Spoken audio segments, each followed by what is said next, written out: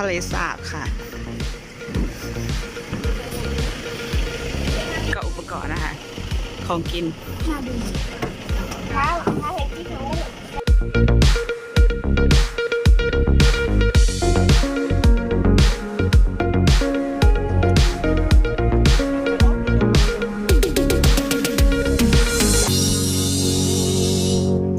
มินนะ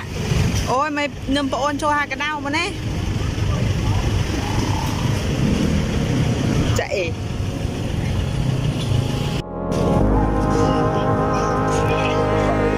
มันใหญ่มากแล้วก็เดินมาแบบเกือบสุดอ่ะ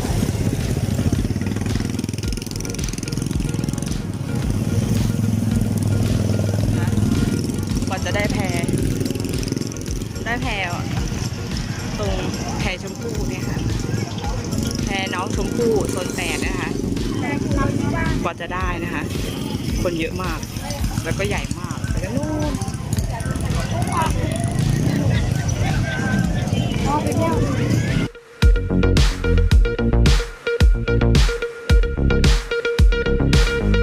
2 ชั้นนะคะ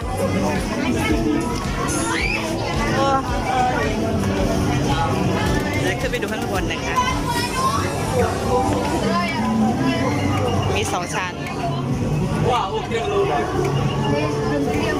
โอ้ยต่อเลยจ้ะ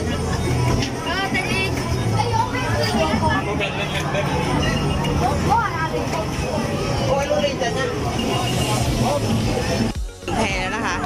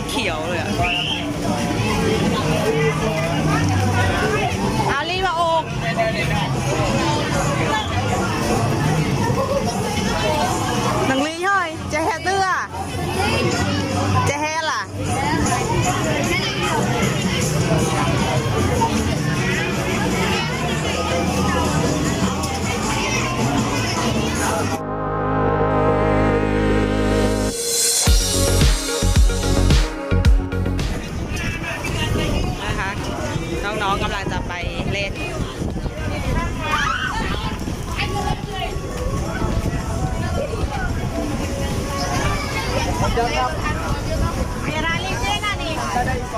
ไม่มีแล้วค่ะแฮกลิงกี้เล่นครับ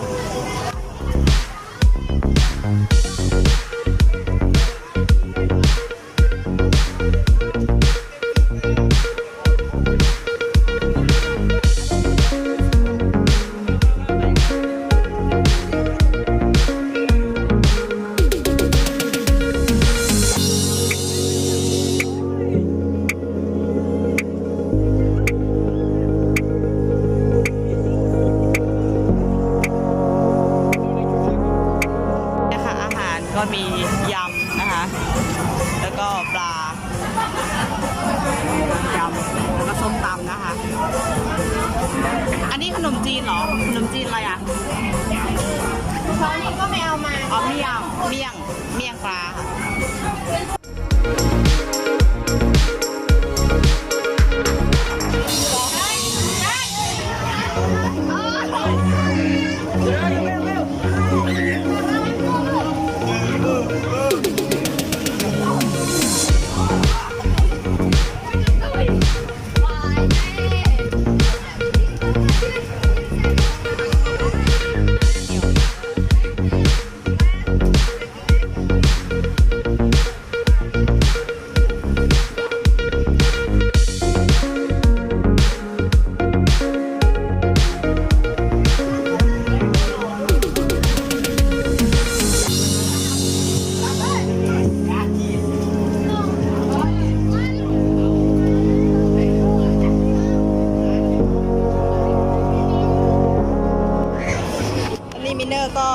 เป็ดมาเล่นข้างบน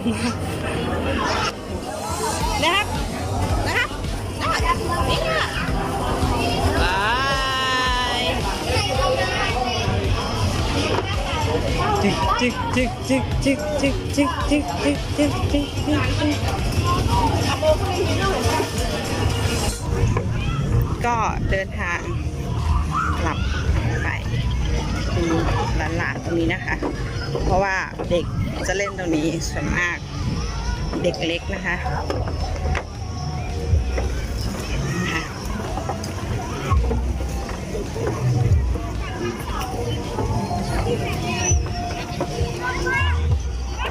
นโมสนุกไหม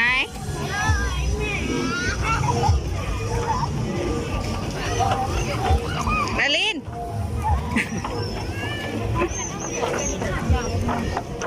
ยังไงก็หลานนะคะ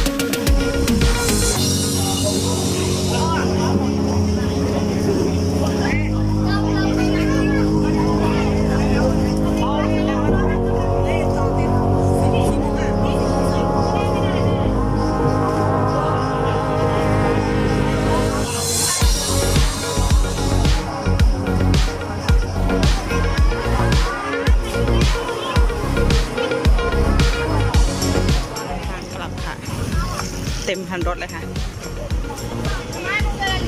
ก็เจอกันคลิปหน้าค่ะสวัสดีค่ะ